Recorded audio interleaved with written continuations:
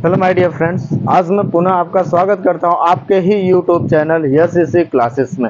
हाँ my dear, आज मैं पुनः आपके बीच एक स्पोकन का क्लासेस प्रोवाइड करने जा रहा हूं जो रिलेट करता है यूज के अंतर्गत। कौन से यूज? हैज एंड हैव के अंतर्गत। तो हम लोग फर्स्ट पार्ट यानी हैज एंड हैव का फर्स्ट पार्ट के बारे में अध्ययन कर चुके हैं, जिसमें हम लोग अफॉर्मेटिव और नेगेटिव का क्या करा थे, आप लोगों को सेंटेंसेस बताया था कि आप हिंदी से इंग्लिश में कैसे कन्वर्ट करके और किस प्रकार से प्रैक्टिस करेंगे और अपने इंग्लिश को कैसे हम क्या करेंगे, इम्प्रूव करेंगे। ठीक, तो आज उसी का हम लोग लेकर के आए हैं। आज हम लोग पढ़ने वाले हैं इंट्रोगेटिव टाइप सेंटेंसेस। क्या पढ़ने वाले हैं? इंट्रोगेटिव टाइप सेंटेंसेस पढ़ने वाले हैं। तो याद रखिएगा, जो इंट्रोगेटिव टाइप सेंटेंस जो होगा तो आपको बताया गया है इसे दो कैटेगरी में डिवाइड किया गया है। जो इंट्रोगेटिव टाइप सेंटेंस होता है जिसे दो कैटेगरी में डिवाइड किया गया है, एक आपका किया जाता है यस या नो टाइप्स होता है और दूसरा क्या होता है, डब्ल्यू यस टाइप होता है।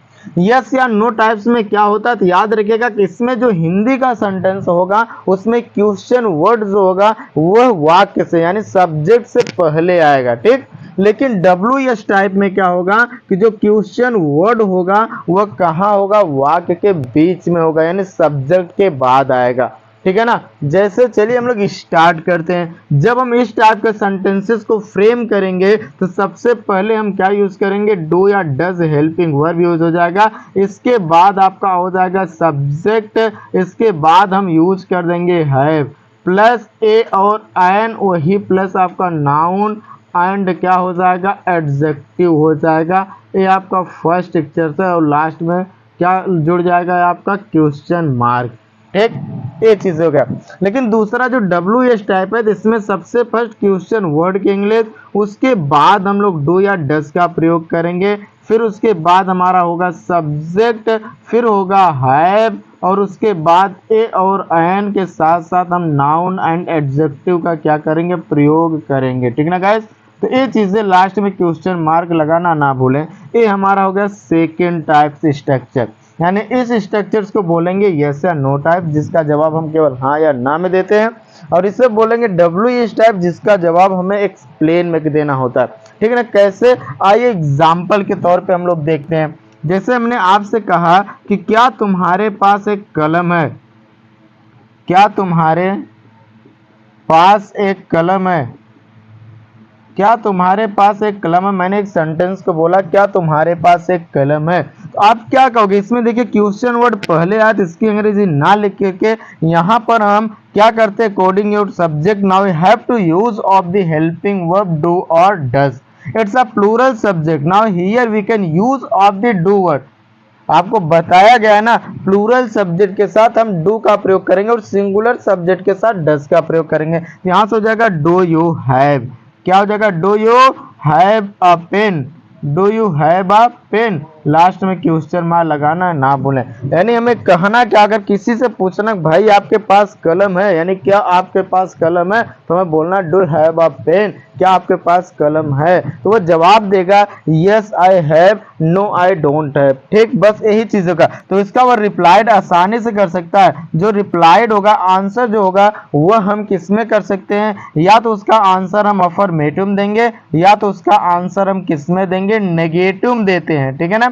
तो अगर है तो हम बोल देंगे यस आई हैव, डायरेक्टली कह दो यस आई हैव। ठीक, हाँ मेरे पास है। अगर नहीं है तो बोलोगे no sir I don't have, क्या बोलोगे, आई डोंट हैव। इस तरीके से हम आसानी से क्या करते हैं, आंसर को रिप्लाइड करते हैं। यानी हम कह सकते हैं जब इस टाइप का क्वेश्चन आए उसमें यस या नो टाइप्स का क्वेश्चन आ रहा है तो उसका जवाब आप हाँ या ना में ही देंगे। ठीक है ना। डायरेक्टली हाँ बोल सकते हैं, ना भी कह सकते हैं, या पूरा सेंटेंस भी आप बोल सकते हैं। ठीक है ना, कोई भी डाउट्स नहीं होगा। जैसे एक क्वेश्चन आई है, हम लोग और देख लेते हैं। जैसे मैंने बोला क्या उसके पास स्मार्टफोन है, क्या उसके पास स्मार्टफोन है। अब देखो यह है तो ये सब्जेक्ट सिंगुलर है तो यहाँ क्या यूज होगा, डज यूज होगा। क्या होगा, डज, डज के बाद ही हो जाएगा, does he have a smartphone, does he have a smartphone, क्या उसके पास स्मार्टफोन है, तो आप इस तरीके से कर सकते हैं। अगर है तो आप जवाब दोगे yes he has a smartphone, उसके पास है। नहीं है तो he doesn't have a smartphone, उसके पास नहीं है। इस तरीके से हम आसानी से जवाब दे देंगे, ठीक है ना। ये हुआ यस या नो टाइप्स क्वेश्चन, ऐसे हम बहुत प्रैक्टिस कर सकते हैं। मैंने बोला डू हैव अ मार्कर, आप बोलोगे yes sir I have a marker, अगर नहीं है तो no sir I don't have a marker.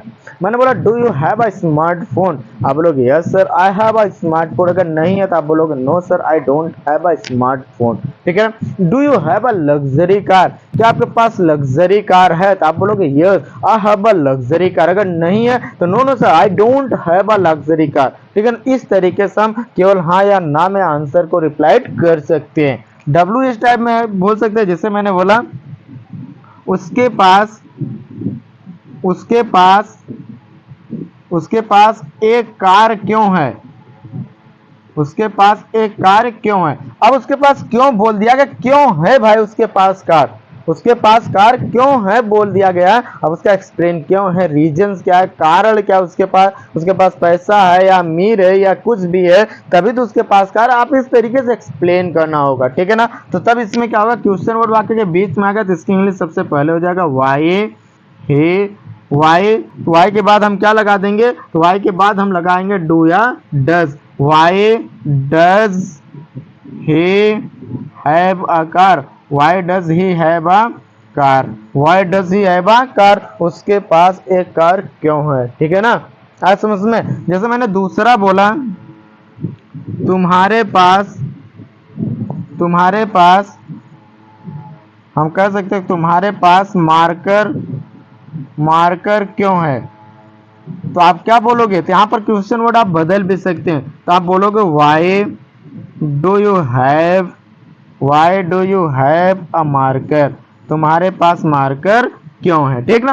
तो इसी टाइप में बहुत सारे सेंटेंस की क्या कर सकते हैं, प्रैक्टिस कर सकते हैं। बहुत सारे सेंटेंस को हम फ्रेम करेंगे, अधिकतर करके आप किसी से प्रैक्टिस छोटे छोटे सेंटेंस भी करना है तो इस पे कर सकते हैं। Do you have a pen, do you have a car, do you have a watch, do have an apple, ऐसे हम बहुत सारे क्या कर सकते हैं। कोई भी चीज पूछना हो किसी से, है भाई अगर है तो दे दो मुझे, तो हम यहाँ पर इस तरीके के क्या करेंगे, यूजेस का प्रयोग करेंगे और अच्छे से प्रैक्टिस करेंगे और अपनी इंग्लिश को जबरदस्त इंग्लिश में क्या करेंगे, परिवर्तित करेंगे। सो गाइस इतना इस वीडियोस में काफी, फिर मैं अगले पार्ट्स में मिलूंगा। लेकिन इस पर अगर आप प्रैक्टिस बेहतरीन तरीके से कर रहे हैं, अच्छे तरीके से कर रहे हैं, तो आप हमारे कमेंट बॉक्स में कीजिएगा सर हाँ हमारी प्रैक्टिस अच्छी चल रही है और मैं बेहतरीन तरीके से सीख भी रहा हूँ, ठीक है ना गाइस। तो मैं फिर से मिलूंगा अगले पार्ट में, आज के लिए इतना काफी है। धन्यवाद ऑल गाइस।